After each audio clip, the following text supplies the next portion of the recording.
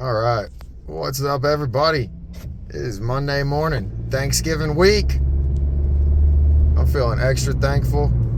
So if you got a session booked this week, or if you want to book a session this week, all sessions this week are free. I appreciate y'all coming and working with me.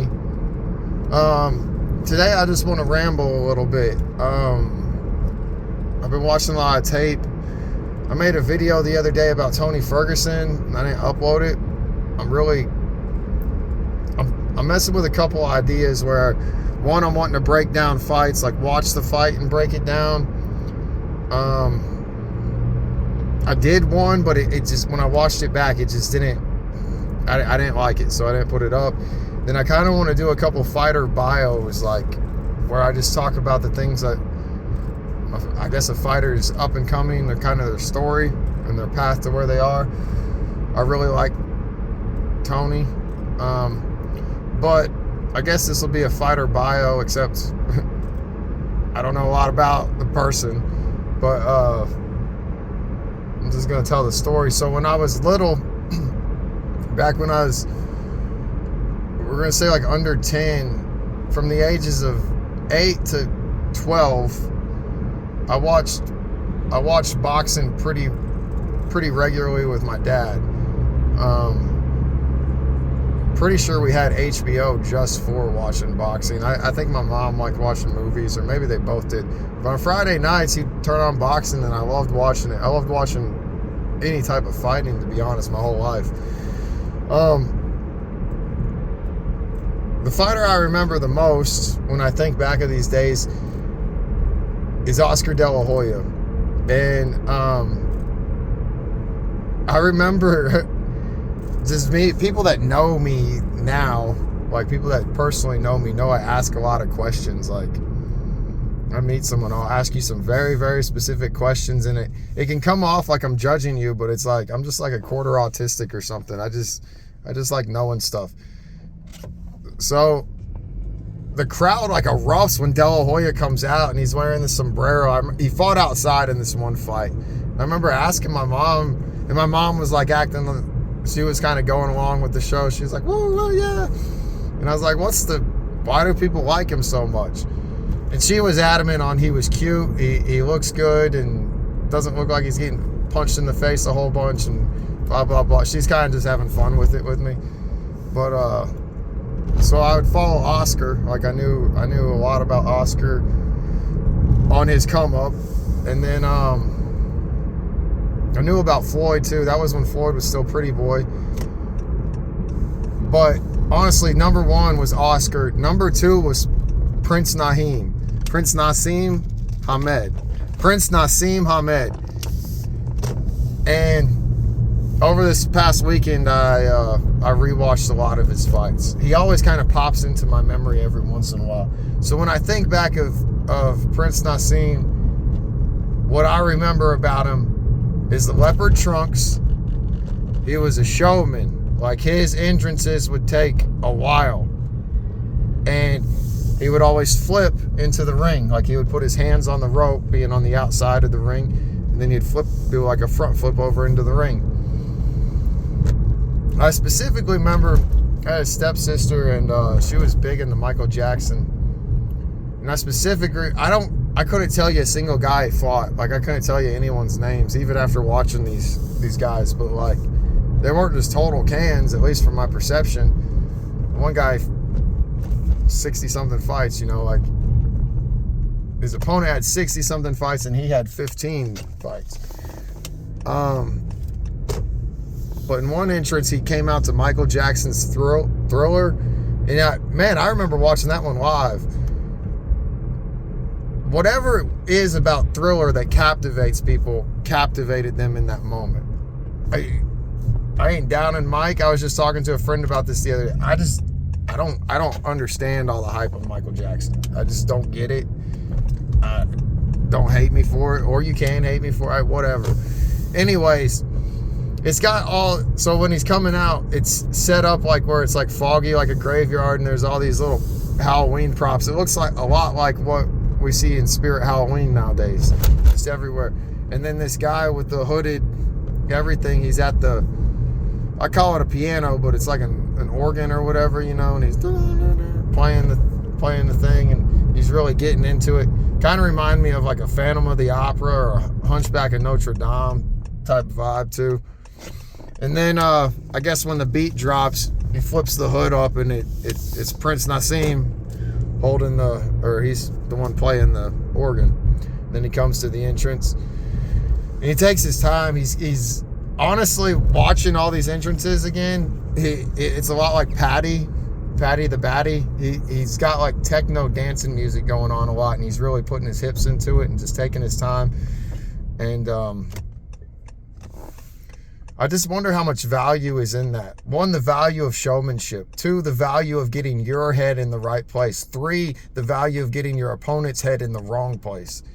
Like in one particular one, he was waiting. His opponent was waiting so long, he started getting pissed and was like taunting him from the ring. And I can very much relate to that. Like, that's a real thing. My coach was fighting once, and I felt very invested into this fight. His opponent, the entrance song came on, and the dude didn't come out for like 2 more minutes, and that was so annoying. Like, I really got aggravated at that. So it really messes with your opponent. But man, the way this guy moves, he really, if I start trying to break down how he fights, he gets there's a couple different things. He runs at him a lot. He runs and almost does like a jumping uppercut, or it's like a hook. Like, he basically comes off of his feet and jumps into him, which is very unorthodox, very untraditional. I don't see anything like that a lot. Then he also has his hands down all the time. And he gets hit. He gets hit a lot. Like, his head gets flipped back about every fight I see. But boy, he seems to he finds his way by like getting the timing. And a couple things I noticed when I think about things that I do when I was watching him is he's kind of bladed. As a boxer, he's bladed. Instead of being square up against his opponent, he's kind of sideways like this a lot. And he'll get huge gaps between his legs, but he's using that back one to change where he goes. Like, it'll be like he's about to step back, and he doesn't actually, instead of going bam, bam, he creates that huge gap and he leans on it, and then he comes back forward a lot. But there's been a couple of times I've been like live in my rounds trying to really work on something, and I'm like, man, my legs are getting far apart, but I feel comfortable. And I kind of feel like it's similar to that. I'm not trying to say that I'm doing something as good as him or anything. I'm just, as we study things and as you study tape, we're never going to get an accurate description from that person. And I made a video about this a long time ago. Like, if we were to go and interview someone 10 years after a spectacular sporting event, they're going to have all these extra details that weren't really happening live, or they weren't aware of live, or they can't be processed live. Like, everything's instantaneous. And for someone to progress and learn how to do it exactly like that or whatever, you have to acknowledge reality. Like, you can't be saying you threw this because you knew his kidney was hurting, when in that moment you weren't thinking about his kidney at all. You were worried about not getting punched. Like, you threw that because you saw the opening and your right foot ended up here, and that, a lot of different things like that. But I don't know. I wanted to make a video about him. He's a big influence on my striking. Like, just as a child watching it and being like, wow, someone can do that. The entertainment aspect of everything. And then he's different. It's different. He doesn't look like any other boxer. So, and if you're not familiar with Prince, I think he finished his career like 35-1. I watched the fight where he lost. He didn't get knocked out. He probably lost like 7-5 on the rounds. I don't remember. He didn't get dominated by any means, but he got beat. He didn't get knocked out or nothing. But man, some of his victories are just insane. But all his entrances are very entertaining. And I wish they had better camera quality. You can find a lot of them on YouTube. You can find a lot of his full fights on YouTube. But I mean, the dude came in on a flying carpet. He came in being carried by people, which Tyson Fury ended up doing something similar. He has so many, I can't think of them all on the spot, but I don't know. It was just interesting to watch him.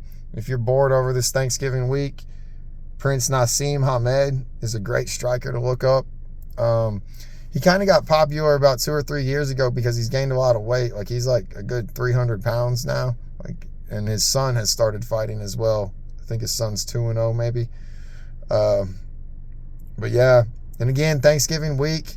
If you already booked a session with me and paid for it, just consider your payment is for whatever session we have next. If you haven't booked one with me and you're thinking about it, let's get it booked. It'll be free. And if anyone that doesn't work with me, but like we've trained together, if you want to get together for open mats or something, this is a good week for it. I'm free from pretty much Wednesday morning until Sunday evening, all day, all night, whatever I want to do. I'll probably reach out to a couple of my old buddies to try to get up with y'all. I know y'all got some fights coming up. But yeah, that's going to be it for today. Prince Naseem. And yeah, happy Thanksgiving.